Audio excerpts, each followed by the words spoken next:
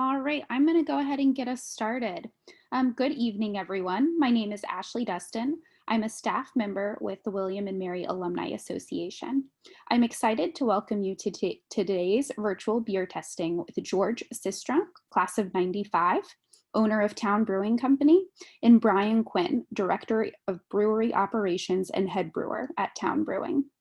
Today's event is sponsored by the William and Mary Charlotte Network of alumni, parents, family, and friends. I encourage you all to join their Facebook group to continue conversations and to get information on upcoming events.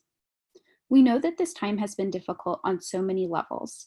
We are all impacted by the pandemic, and we are all impacted by the murder of George Floyd, the latest among many senseless deaths. As we come together as an alumni community, we want to take a moment to stand steadfast with all those facing racial injustice, especially our Black and Brown friends, and with all who have experienced loss related to COVID-19.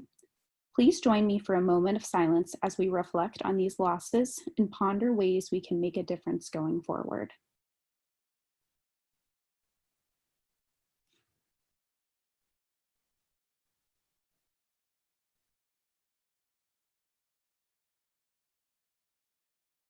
Before we begin, I would like to highlight a few upcoming virtual engagement opportunities offered by the William and Mary Alumni Association.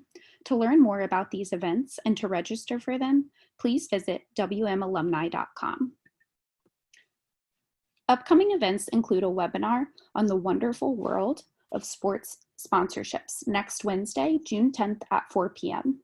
In this discussion, Davey Chadwick, class of 2015, will describe his path to sports sponsorships and his current role in strategizing sponsorship strategy for the Philadelphia Flyers and Wells Fargo Center. From setting prices to pitching to activating and more, join us to learn more and to ask questions about the world of sports sponsorships and partnerships. We'll also be hosting a Zoom webinar on how to get the family stories that change your life. Join us for a conversation about intergenerational storytelling that can help you process and preserve family history, strengthen relationships, and bridge the generation gap. This webinar is on Friday, June 12th from 12 to 1 p.m. Finally, our Alumni Admissions Weekend is virtual this year. This program is designated for high school families with students entering their junior or senior years of high school. Whether or not your student is interested in attending William and Mary, Alumni Admissions Weekend is a great opportunity to learn more about the process from an insider's perspective. This virtual gathering will offer workshops on topics such as admissions essays and the transition to college. Students and their families will hear from experts in the field of admissions. The admissions office will also offer a limited number of virtual interviews for rising seniors interested in applying to William and Mary for fall 2021 admission. Alumni Admissions Weekend will be held on Friday, June 19th from 9:30 until 2 p.m. Switchboard is an online platform where William and Mary alumni community can connect together easily and directly. This platform is best described as a fusion of LinkedIn and Craigslist, and it's exclusively for William and Mary alumni. Today's presentation is being recorded, and we will notify all registrants once the recording is available. Questions are encouraged, and George and Brian will answer as many questions as time will allow. If you roll over the bottom portion of the Zoom window, you will see a Q&A icon. Please use that feature to submit your questions. Throughout our tasting, we will monitor the questions and share them with George and Brian. We are truly delighted to have both George and Brian join us to share their expertise and brews with the William and Mary community. George Sistrunk is an Asheville, North Carolina native and graduated from William and Mary with a degree in history in 1995. After William and Mary, George attended Wake Forest University School of Law, earning a JD in 1998. He has since worked at Hamilton Stevens Steel and Martin, PLLC, as a member in Charlotte, North Carolina with a commercial real estate focus. George is a home brewer and co-owner of Town Brewing Company, which was established in September 1998. Brian is a Huntersville raised and bleeds Tar Heel blue. He's a science buff and history junkie. Brian is a hardcore foodie who you might find foraging for unique ingredients for both cooking and brewing. His love of fermentation extends way beyond beer. Think kombucha, fermented sausages, pickles, and hot sauces. After years of homebrewers clubs and competitions, he walked away from his investment banking job to immerse himself in the beer industry, aka bartending, keg washing, and hand filling and labeling a whole lot of bottles. He graduated from the Seibel Institute Master Brewing Program, and his commitment to Master Brewing Program, and his commitment to education is evident based on his incessant craft quizzing of Team Town. Brian also is an advanced Cicerone, distinguishing an expert level of knowledge. Brian brewed at Foothills Brewing Company and helped launch Georgia-based startup Printers Ale Manufacturing Company before Charlottetown called him back for home. He has a soft spot for dogs, rescuing a feisty beagle who has a nose for some eggnog, but luckily leaves the beer to her owner. I will now turn off my screen share and turn it over to George and Brian.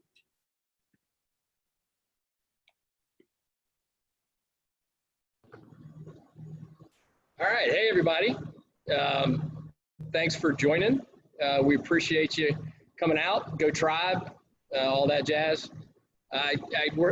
For some reason, Ashley, we can't see all the participants. I don't know if we're supposed to, but I saw the participant list and see some nice names on there of friends and people I don't like Steve Newmark. And a shout out especially to Heather McGavin Hallett, who haven't seen in a while. Who's a great friend from college. So thanks everybody. I guess I'll tell a little bit about the brewery background and how we got started and how I got into this, and then turn it over to Brian for the real good stuff.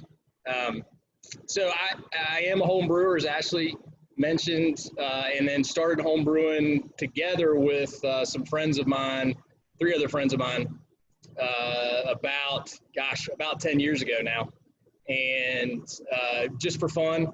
And then we built a system in our to use for brewing in my garage. It's about a half-barrel brewing system. And what you see kind of behind you is our brewing system here at Town, which is a 15-barrel brewing system. And so what we built was a miniaturized version of this, much simplified. Brian will tell you it's not even anywhere close to what's back here, and he's right about that. But it did enable us to learn a lot about the brewing process, which we were all interested in. Basically, we were co-workers that all liked beer, and over beers after work started talking about getting together to homebrew. Talked about our stories, how we got into craft beer. Myself, probably one of the first beers I got into that was in the true craft beer community was Sierra Nevada Pale Ale, which is, I would assume, the same for a lot of people. I think it was one of Brian's, and still one of my favorite beers, actually, and love that beer.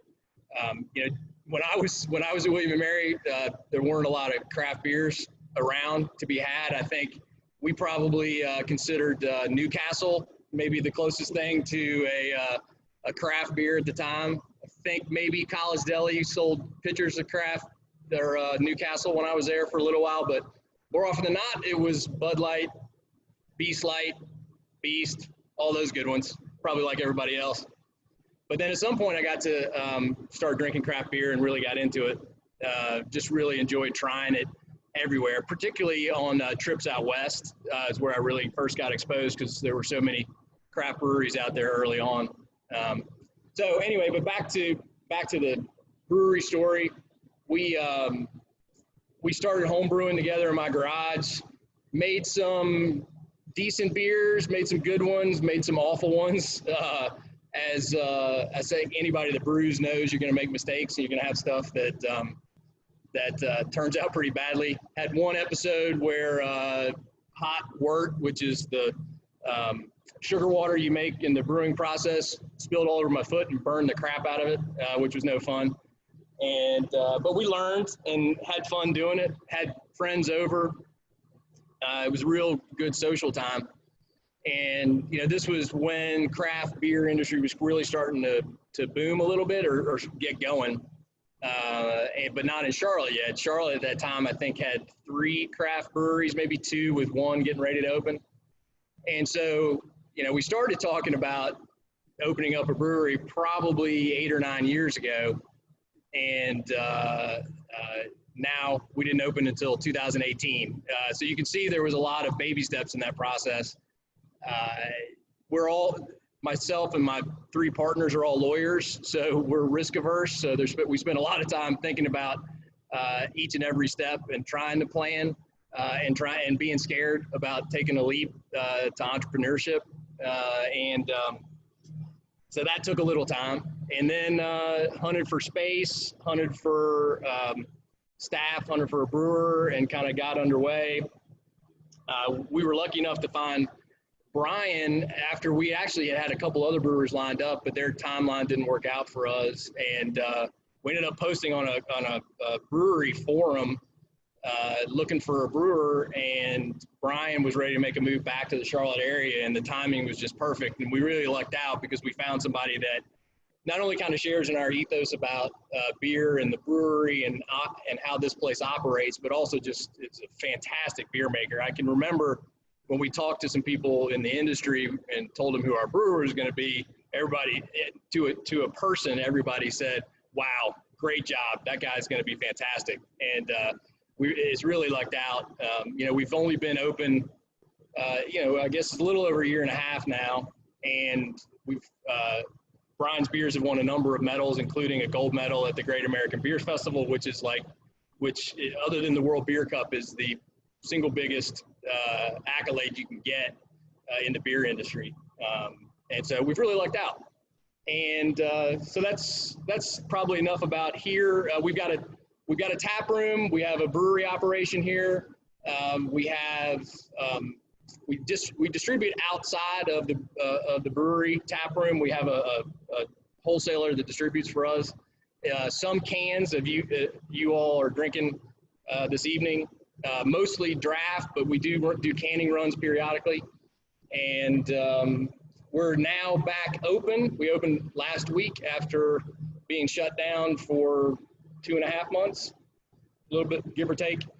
And we're open with 50% capacity is what's allowed in North Carolina. And everybody seems to be following the rules pretty well and having a good time, keeping safe, but still being out and enjoying company. I said to somebody the other day, and it's kind of nice to actually see strangers again, and strangers out kind of enjoying a beer and enjoying the space.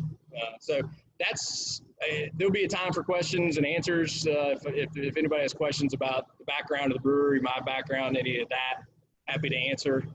And other than that, I think maybe Ashley, should we turn it over to Brian to talk a little bit about himself and the first beer? That sounds great. All right. So just before we dive in, I know probably everyone's as thirsty as I am. George and I are back here in the brewery. No AC, it's very warm. But we'll do it in this order. First, we'll do the Mariachi Static Mexican Lager. We'll follow that up with the Wakey Juice Coffee Blonde, and we'll finish with the Slow Heavy Metal Music playing Hazy IPA. It's important when you're tasting beers to kind of go in orders of increasing intensity. It's the same is true if you ever been to a vineyard and done a wine tasting. You're gonna end on your big robust reds, and you're gonna start with your lighter white wines. Mariachi Static is a Mexican style lager. And I'm going to first kind of just chat a little bit about what the difference between lagers and ales are. So within the large family of beer, there's two main subsets, lagers and ales. Lagers are fermented with a different species of brewing yeast than ales are fermented with. They take a significantly longer time to ferment and make than an ale. This beer takes 6 to 8 weeks to make, whereas a beer like an amber ale or a porter or an IPA, that's going to take 2 or 3 weeks to make. Lagers are kind of a labor of love. They take a lot of time. They're just now gaining a lot more traction on the craft beer scene because, it's always been a little bit of a challenge for craft breweries to take the time to make a lager, because when you're locking down a tank for that long, you're not putting out other beers as well, so it kind of limits your capacity a little bit more. But fortunately, a lot of craft breweries have been diving into the game, making a lot of different styles of lagers. What you have right here with Mariachi Static is a Mexican-style lager fermented with the same yeast as a very popular Mexican lager known as Corona. So that's the same yeast strain. But then we use Pilsner malt and a little bit of North Carolina malted corn as well. The hops are very low, so this is definitely a lighter, it's malt forward, but it's not sweet. It's more of a light, refreshing, crisp summertime lager. Go ahead and pour these real quick.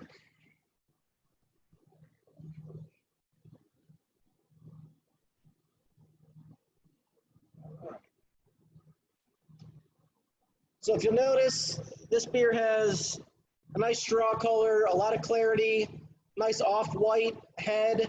Carbonation in beer really helps to kind of cleanse the palate after every sip.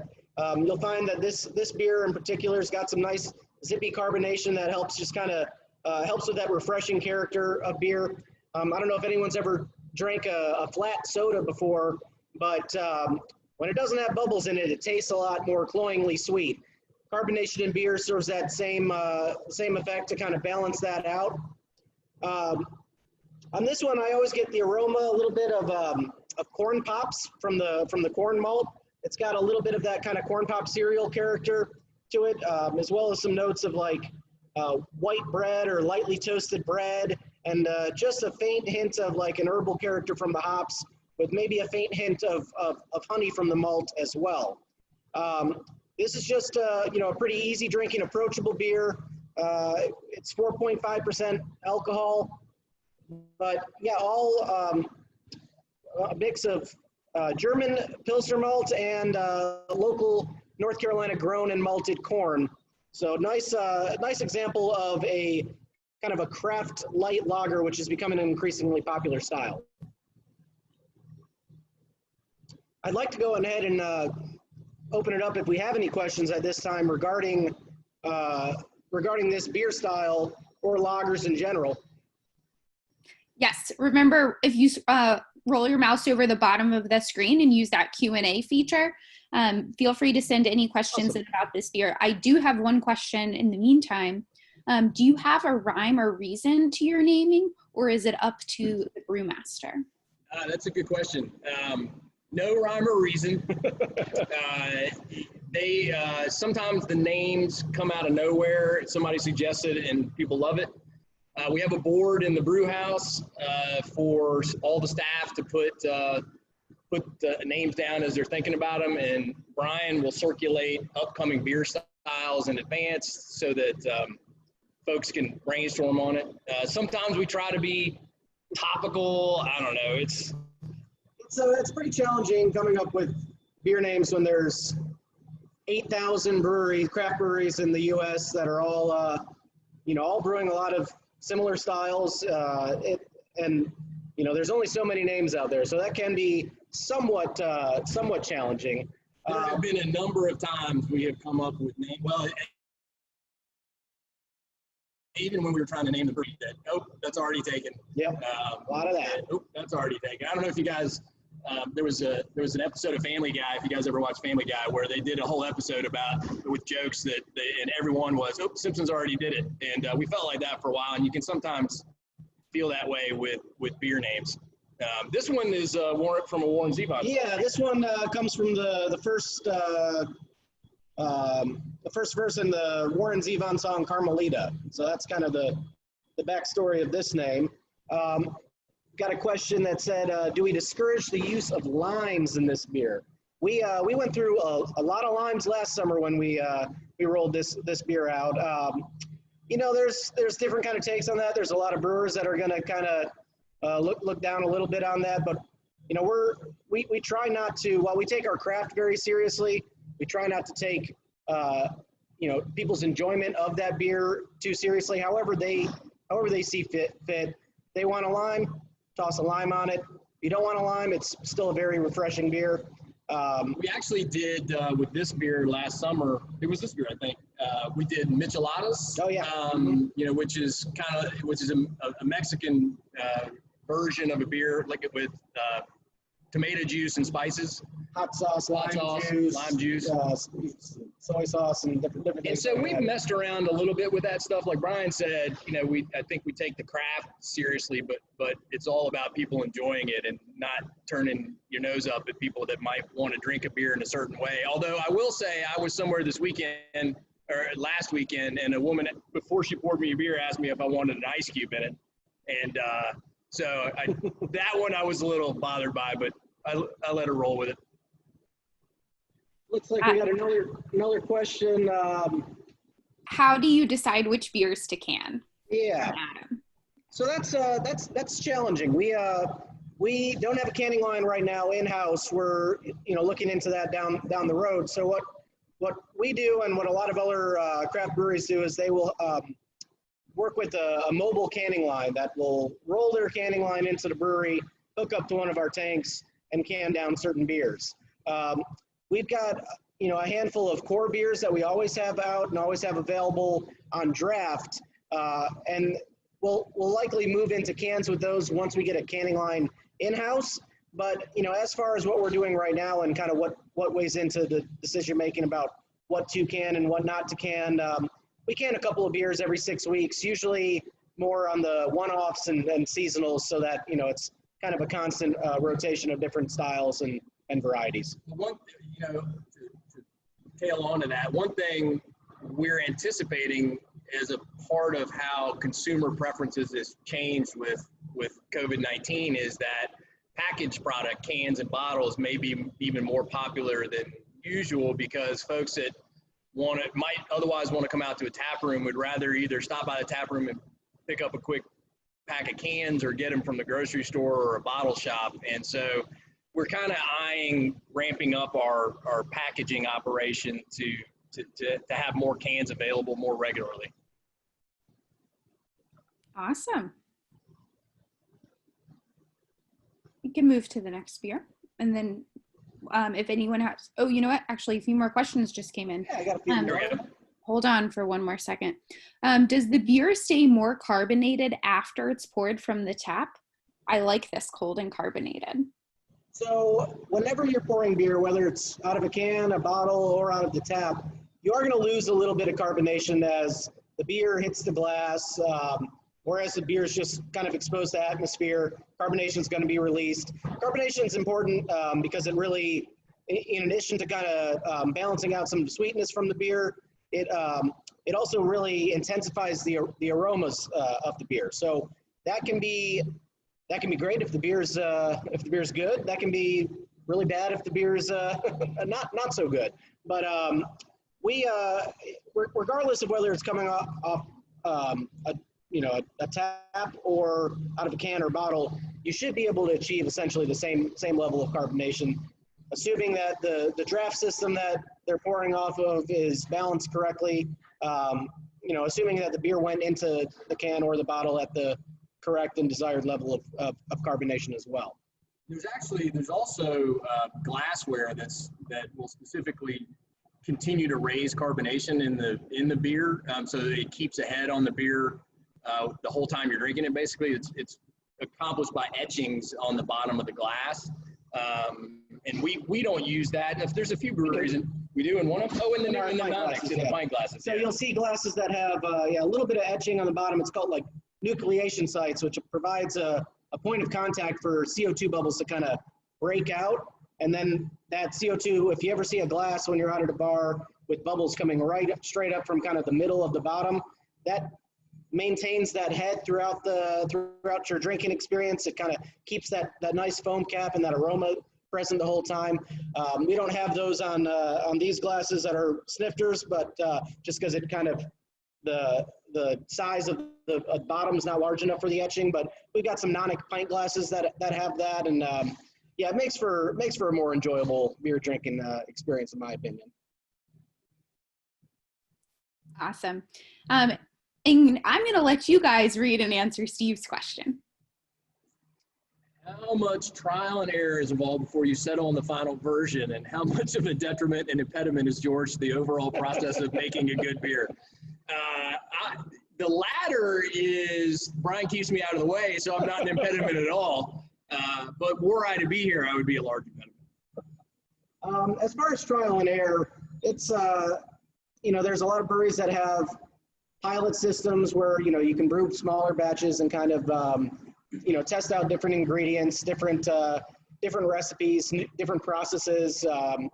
And, then there's also, once you get your system kind of dialed in, you also know kind of what to expect. And, there's a lot of the beers that are made, regardless of their style, there's a lot of overlap in ingredients. So you start to get a feel for how certain things perform and what you can expect as your outcomes.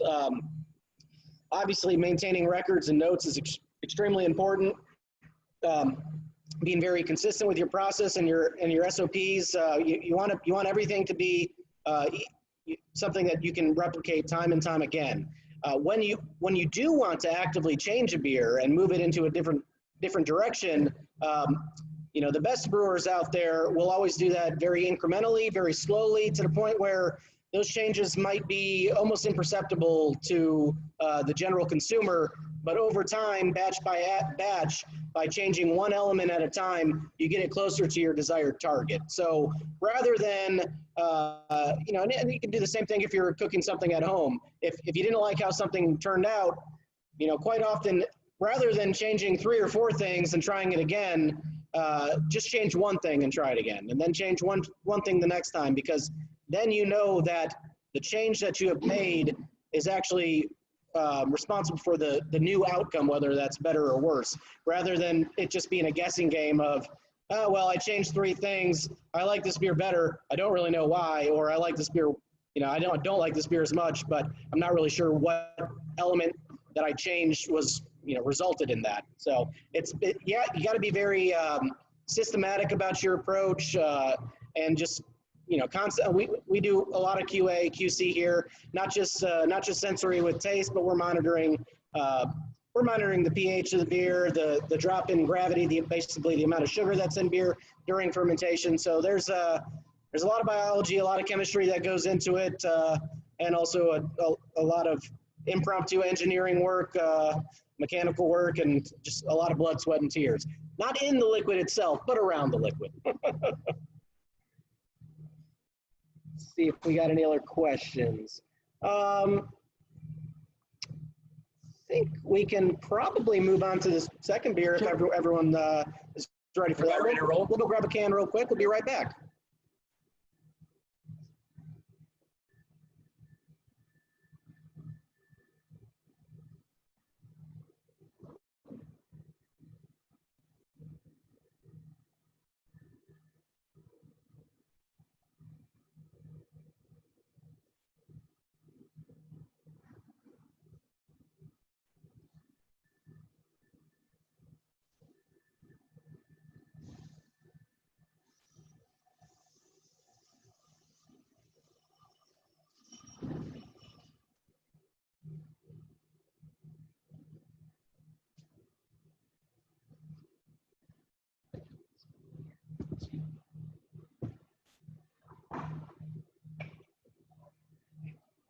All right. There we go. All right, so next up on our tasting, we've got Wakey Juice, blonde ale with coffee. This is actually a new release for us. We just put this out about a week ago. It's at its core, it's a blonde ale, which is, we mentioned the difference between ales and lagers. Ale yeast ferments at a slightly warmer temperature. Takes less time for the fermentation process, usually only a couple weeks, grain to glass. But we also did things a little bit differently with this one. We took a pretty traditional blonde ale recipe, and we added a little bit of lactose milk sugar. So if you're lactose intolerant, this is certainly a lot less than a glass of milk. It's a lot less than even like a milk stout, if anyone's ever had a milk stout or a cream stout. But just a little bit of that lactose kind of helps balance out some of that roast character from the coffee. We've also got some nice malt-derived notes of biscuit and honey that that complement the coffee character very well. We at the end of fermentation, we cold crashed this beer down to about 30 degrees, and at that point in time, it's a it's a blonde ale. It's ready to drink. But we then transferred that and rested it on top of whole bean Guatemalan coffee, roasted here locally, right, very close to us here at the brewery at Enderley Coffee over on the west side of Charlotte. We've had a great relationship working with them, and have used a lot of their coffee in our beers. But it rests on the coffee beans for a couple of days. Basically, what we're doing is essentially making a cold brew, but with beer instead of water as the base. So at the end of that process, we're left with still a blonde ale that's going to be light in color, but it's going to have a lot of the intense aroma and flavor of coffee, and still be, at the end of the day, a very refreshing beer, more so than some of the big intense coffee stouts or porters that you might find.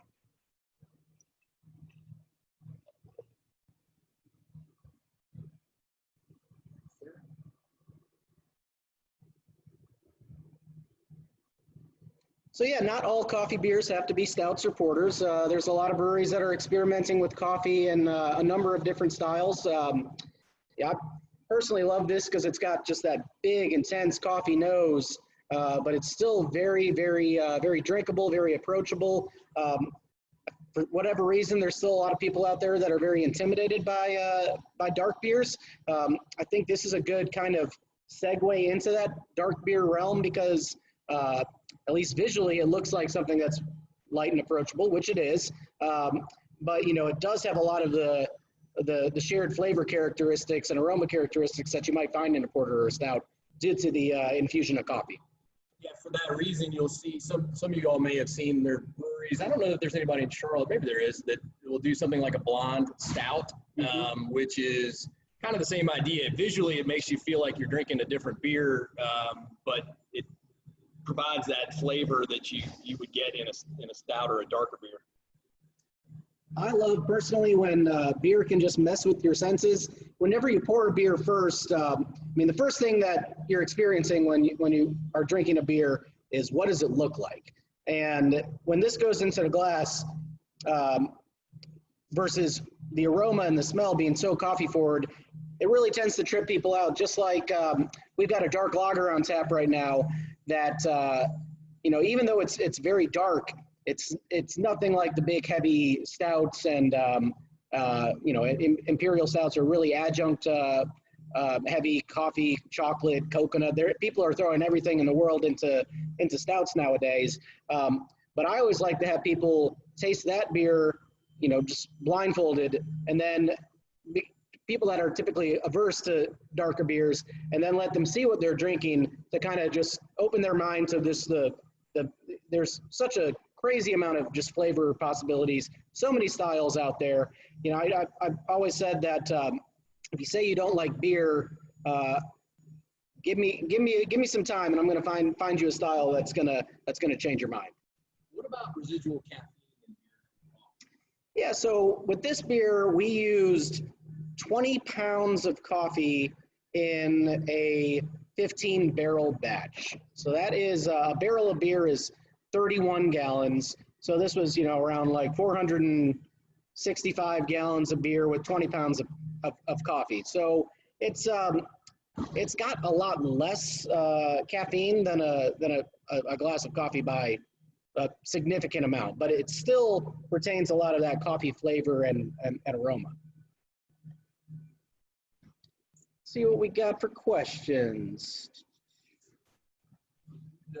Teresa, who does the artwork on your cans? Yeah, there's the local guy that Brian was connected to quite a long time ago.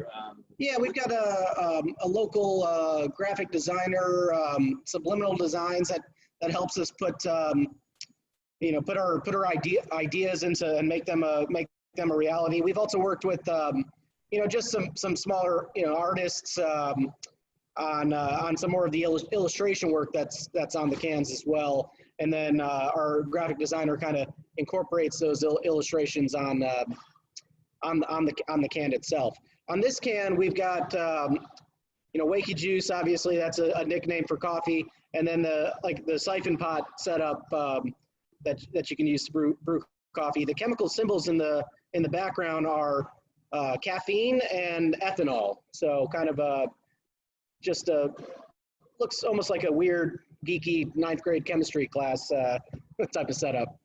We haven't really we don't really have themes for, you see some breweries that have like a theme, in terms of all of their beers. All their beer labels may look the same and they just have a different name on them. We've settled, at least for now, on changing it up with each beer. What do we got there? Oh, question about the fermentation. Yeah, was this on whole bean coffee after fermentation or during fermentation? This was after fermentation. So typically, and you can do this a couple different ways. Some people at the end of fermentation, before they take it from a fermentation temperature of around 70 degrees for an ale, we always, we drop that down to around 30, 32 degrees before carbonating it and packaging it. Some brewers will add the coffee at that point in the process. Because of that warmer temperature, it usually takes less time to infuse that coffee character. I prefer the flavor that you get with resting it on beer that's already been cold crushed. So a lot of that yeast has already dropped out of suspension. It's closer to a finished beer. It just lacks a little bit of carbonation at that point, and then that rests on the beer for 2 to 3 days until we have determined that it's taken on enough of that coffee character to be where we want it to be within our spec, and then it's time to package it at that point. So next one is from Jason. So what makes a dark beer dark? So dark beers, and really the color of almost any beers, with maybe the exception of fruit beers, is derived from the malt that you're using in the beer. Malt or malting is really a process where you take cereal grains like barley, wheat, rye. You can use oats, you can use corn, and malting is a process of controlled germination where you basically alter that grain to kind of coax out the right enzymes, the right levels of proteins and starches that you need to brew with it. And as far as darker beers or amber beers, when you get at the end of that malting process, it can go through an additional process of kilning and then also roasting in a drum. So the same way in which coffee beans are roasted in a drum, you'd have some of that malted barley or malted wheat that could be then roasted in a drum, which increases the color on that and also adds a lot of those kind of burnt toast, roasty character as well. So you'll get not just color, but also flavor contribution. Oh, Heather, no question, but yum, good beer. Glad you like it. Cheers. Cheers to that. Drink one of that. And let's see, Tyler, how do you decide what ABV to make your beers, and are there any regulations or restrictions around that? Some of y'all may remember, if you've been in North Carolina. North Carolina for years had a restriction on the alcohol content of beer that could be sold, and changed it with what they called the Pop the Cap law, which was 8 years ago? 2005. Oh gosh, it was 15 years ago? It's been quite some time now. And it really helped create an explosion here because a lot of beers could be brought in from other states. Before then, I believe the cap was at 6%. I think it was 6%. Which really, I mean, if any of you are craft beer fans and you go out and you try a number of different craft beer styles, while there are a lot of craft beer styles that are below 6%, there's a lot of IPAs that fall into the upper 6s, 7%, and then big imperial stouts. So it was very, very limiting and really stifled the growth of the craft beer market in North Carolina. Now, when that Pop the Cap law passed, the max alcohol that can be in a beer in North Carolina is 15%. So we have to make sure that we keep the beer under 15%. Otherwise, it does not fall under the beer malt beverage license that we have. It varies state by state. Some states don't have caps like that. But at the end of the day, yeast only want to ferment so high. So it's once the alcohol content gets so high, the yeasts are kind of gonna die out and stop the fermentation process naturally because they're only so tolerant of alcohol. And and Tyler, to your question about how do we decide, early on in the planning for this and discussing what we were going to do here with Brian, we wanted to make sure we had a pretty broad spectrum of beers and a lot of beers that were approachable. And 10, 11, 12% beers aren't approachable for a lot of people. And there are a lot of people that enjoy them, and we put those out, but we're not trying to be a place that is just, all session beers under 5% or all high gravity beers, which are, 8, 9% and higher. We kind of like to have a pretty broad mix and a nice big target in the middle for approachable beers, which is that, 4.5 to 7% range probably, right? Yeah, I mean, there's, one of our goals here has always been to just explore the full range of beer styles out there. Want to have something on tap for anyone. I mean, we're even dabbling in the hard seltzer game a little bit. We've made a couple of those, got a couple more that we'll be making here in the next month or so. And, it just kind of fits into our ethos of wanting this space to be a place where anyone can feel comfortable, whether they're a hardcore craft beer nerd or whether, they drink beer occasionally, they're so on it. Even if they're not a beer fan at all, we want them to have an option when they come to the tap room.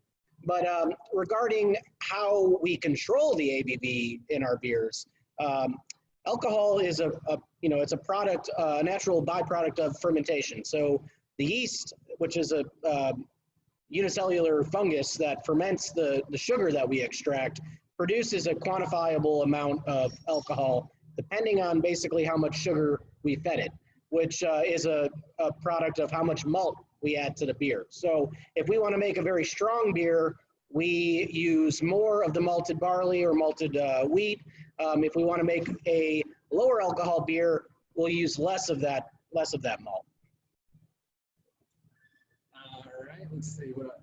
Adam, can we request that one of the next beer names include an ampersand to honor William and Mary? I don't see why we wouldn't do that and why I hadn't thought of it before. So yeah, that's a great idea. Looks like that's it for questions for right now. Everybody enjoying the beers, I hope. I've got, anybody going back to campus this year? I've got my 25th reunion, I guess, at homecoming, which I'll be going to. I hadn't actually been back to campus in a couple years. Looking forward to that. Heather, you better be there. Well, I think we can probably go ahead and move on to the third beer, which is the slow heavy metal music playing. I'll give everyone a minute to grab that beer and we'll dive in.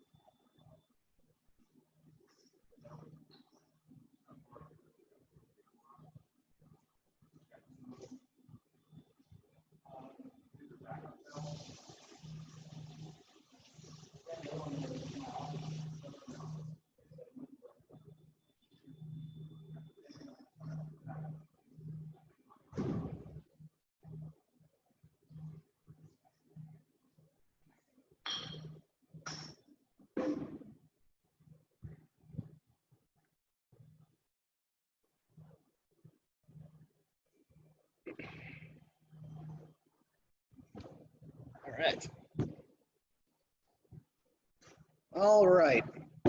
For our final beer, we have the slow heavy metal music playing. This is our hazy IPA. We brewed this, I think about a year ago. Maybe it was. It was last summer. Yeah, I think it was our first canning run. Actually, we did this beer. This is back to the can question. This is probably my favorite can art that we put out. Yeah, I love kind of the negative space, the more black and white. But yeah, it's so what you've got here is a hazy IPA. How does that compare to other more traditional IPAs, West Coast IPAs or East Coast IPAs, English IPAs. There's a lot of subsets within the IPA family. Hazy IPAs or New England IPAs are a relatively new addition to the craft beer landscape. They kind of elicit a lot of mixed feelings among brewers, though they have been undeniably very popular among consumers lately. The reason why some brewers are a little kind of skeptical about this style is that while it's called an IPA, there's a lot about it that doesn't necessarily read true to what people think of when they think of a traditional IPA. IPA stands for India Pale Ale. It's a style that was is of English origins. It was kind of born from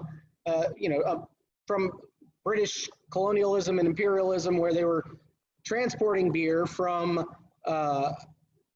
Great Britain to India, around the Horn of Africa. That beer had to make a 3-month journey from England to India.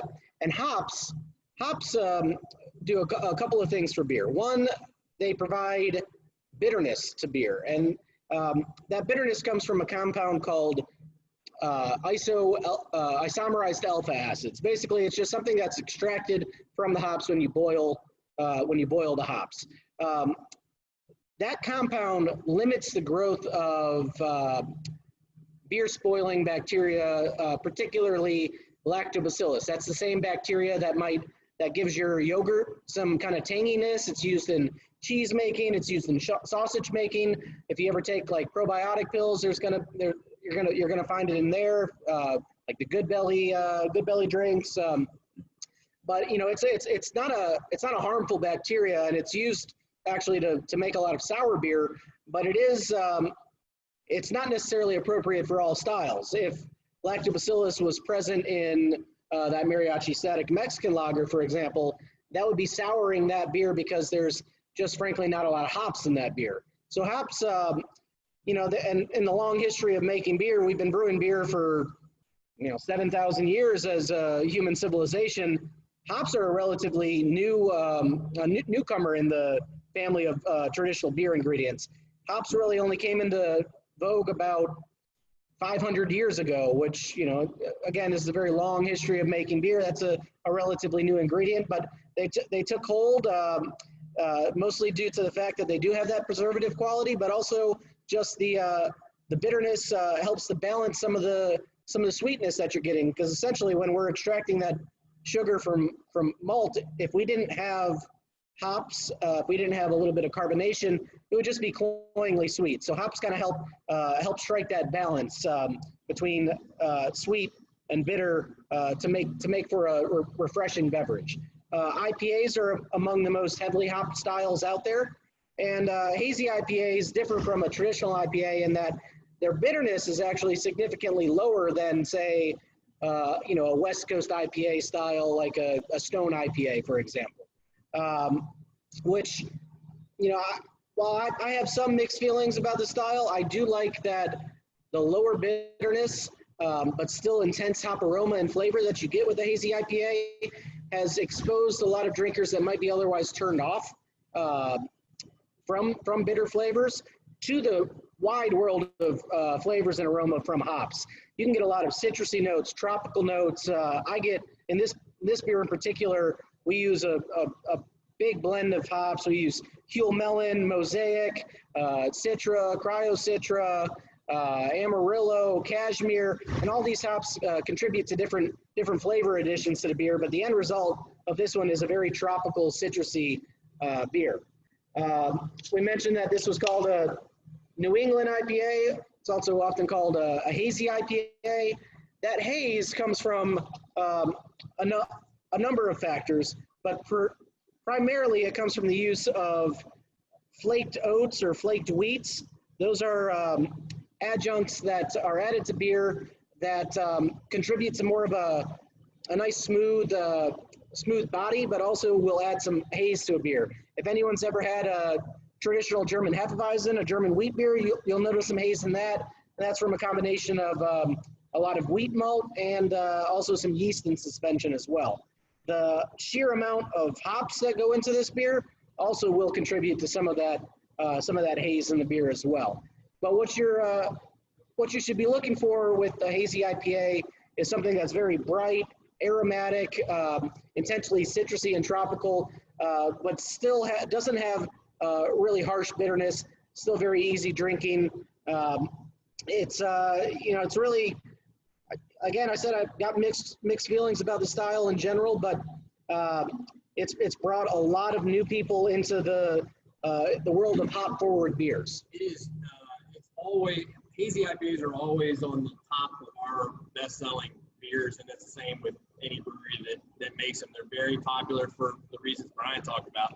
I will say one thing too, but if you guys are ever out and want to buy a hazy IPA in a can at the grocery store, I would suggest looking at the canned date if it's on there. Absolutely. Hazy IPAs change pretty dramatically over time, unlike a number of other beers. And a hazy IPA that you think is fantastic that you had in the tap room, you have that maybe 6 months later, it's going to be an entirely different beer. The rule of thumb and kind of industry standard is that IPAs have a shelf life of around 90 days. You want to drink them as fresh as you can get them. Beer, there's maybe a couple of styles of beer, usually like a big imperial stout, that might be okay to age and might develop some interesting characteristics. Beer is meant to be consumed fresh, especially IPAs. Honestly, I think that with IPAs, you get a significant drop in the aroma, the brightness of that hop aroma after about 2 to 4 weeks, and certainly we will not sell an IPA or any hop forward beer that's older than 90 days. That's where we draw the line. And it's not like the beer's going to go bad. It's not going to make you sick. It's not like drinking curdled milk. It's just you lose that beautiful hop aroma and flavor that the style is that you expect with that style. So it's shelf stability, and that's another reason why with the hazy IPAs in particular, brewers tend to be a little apprehensive, is because they don't have a long flavor stability, long shelf stability. They're meant to be consumed fresh. Get them right off the canning line. That's when you want them. Get them right off the bright tank. That's at least I get to luck out on that front. That's the best way to do it. That's when it's super fresh. A couple questions here. Let's see. Kelly asks, "What's my favorite place on campus?" I assume that's directed to me, since I don't know if Brian's ever been to Williamsburg. Do you ever do a William and Mary tour or Williamsburg tour? I did not. Well, I went to Williamsburg when I was a kid. Yeah. But like a lot of elementary school course, students. yeah. I guess I'd probably, it's hard to pick, but I guess I'd probably say Sunken Gardens on like a nice spring or fall day. That's hard to beat. A lot of people hanging out, relaxing. Wren Building, just because of the history, is also pretty hard to beat for me. But I'd say those two. Teresa, how many people are on the Zoom? I have no idea. Maybe 12? I can't 11. tell. 11 or so? Yeah. Let's see. Kelly, George, have you tasted beers from Williamsburg, Virginia Beer Company, Aleworks, or Precarious? I've had Virginia Beer Company and Aleworks beers, not a lot of them. I haven't had Precarious. But next time I'm in Williamsburg, again, hopefully in October for homecoming, I was planning on making a tour. And I've actually talked with some folks at William & Mary about connecting with the other alums that have breweries. There was a magazine in the Alumni, or an article in the Alumni magazine sometime last year about that. And so I'd like to touch base with those folks and maybe talk about collaborations and some other things like that. Collaborations are a lot of fun. It's one of the things that makes the craft beer industry somewhat unique. You would think that with 8,000 breweries in the U.S. and a brewery opening essentially every 12 hours, competition might be a little cutthroat, but really the beer scene has always been very collaborative, very cooperative. If one brewery's short on a little bit of malt or some hops, it's just like borrowing a cup of sugar from your neighbor. Everyone's amazing on that front, and it's great to work with a lot of different people and get, different perspectives, different, everyone's got a different way of doing things, and it's a great way to learn and to hone your own craft by being exposed to what other people are doing as well. Yeah, and to Adam's question earlier, that might be a great time for us to add the ampersand or some other William and Mary reference. Let's see, Bobby asks, what attracted y'all to Fremore West instead of South End or Noda where there are more breweries? Well, I would say precisely because there were not breweries down here is one of the things that attracted us. We pretty early on when we were thinking about spaces, knocked out South End and Noda. And for those that aren't in Charlotte, South End is a very densely developed area that used to be an industrial area when I first moved here to Charlotte that you really probably didn't want to go into late at night, but now has developed restaurants, bars, breweries, hotels, everything. And it's a jungle of apartment complexes. And Noda is an area that is still a little more artsy and less developed and an industrial area, old industrial buildings, but it's developed a little more. But so Bobby, that's one of the reasons is that we wanted to be in a place where we would feel like a community center, because that's one of the things we were going for with the brewery is to have a place where we really felt like a community center, and we felt like we could do that. We love the fact that the building we're in butts up against a single-family residential neighborhood that's been in Charlotte for ages, and has a very diverse mix of people. And that was something we were going for as well. And we also kind of like the burgeoning business community here, which again was developing, but we love like places like Rhino Market, which we've collaborated on with stuff, Pinky's, other places that we've really enjoyed. So that's a lot of the reason we've been here. Let's see, Kelly, we'll make sure to introduce you to Chris and Robbie at BBC. Great, that's great. I would love to talk with those guys.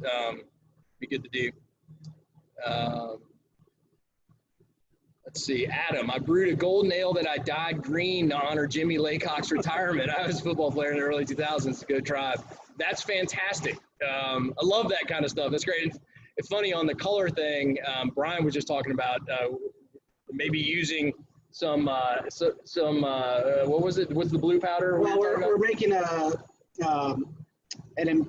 imperial sour blue raspberry seltzer, which we're just trying to have a little bit of fun with it, but might even look into adding a little bit of blue Kool-Aid to the to that seltzer just to give it that intense blue color.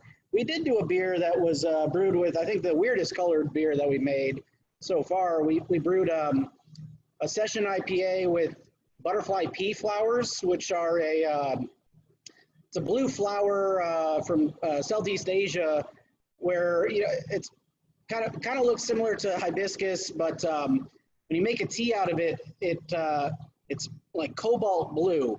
When you add it to beer, because of the pH being a little bit lower, that color skews a little bit more purple, but it was essentially, it was a purple IPA, and it was unusual. Looked very trippy, and the color kind of changed a little bit depending on the thickness of the glass. The foam was a weird like blue indigo color. We called it Indigo Wolf.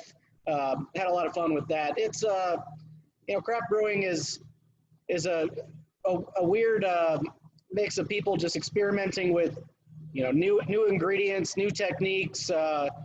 But I'm always of the impression that before you start tossing a bunch of crazy stuff into your beer, you want to make sure that the base beer itself can stand on its own legs. If you don't have the underlying beer right, you can add a whole bunch of stuff. You can add a bunch, do things to change the color, change the flavor. But and a lot of breweries sadly will kind of use that to mask certain flaws in beers. But it all comes down to making sure your process for the base beer is solid and consistent, and then you can have some fun and experiment on top of that. Let's see. I think that looks like it's it for questions there, Ashley. I'm going to give people one last chance to submit a question. You can use either the chat field or that Q&A. And while if anybody has a final question, do you guys have any closing remarks or final thoughts you wanted to share? This is cool. This is the first virtual beer tasting I've done. I've done a lot of other virtual things, so I appreciate you guys, William and Mary, setting this up. I know, Brian has done. Brian and our chef, we have food here, did a virtual beer pairing dinner a couple of weeks ago, and it actually, probably like a lot of other people, it's given us a lot more thought about things to do virtually and how well it can work. So I appreciate you setting it up, and then. I think my contact info, I think, was in the email blast or the invitation. So to the extent anybody has other questions or wants to reach out or wants to meet up for a beer sometime, feel free to get in touch with me. Yeah, it's great to be able to do this. It's been very interesting to see how breweries have kind of navigated the challenges of the COVID-19 pandemic. It's been very, very challenging. A lot of breweries out there rely on taproom sales almost exclusively to survive. And, when you shut that down to maybe at best some to-go sales, and bars and restaurants have closed. So if you're distributing, you're not really sending much out. It's been a very challenging time for breweries and, obviously small businesses of every type across the country. But being able to find time to connect and share a beer, even in the virtual world, has been very nice. Agreed. And thank you both so much. This was awesome. And we really appreciate your time and sharing all of that with us. So awesome. In this time, it is more important than ever that we stay connected as a William and Mary community. Even though we're not able to gather in person, we are recognizing how powerful it can be for us to virtually come together and support and learn from one another. The William and Mary Alumni Association offers many ways to stay involved online. A full list of our virtual engagement opportunities are available at wmalumni.com. And thank you all for joining, and have a great evening. Cheers. Cheers. Thank you. Thanks, everybody.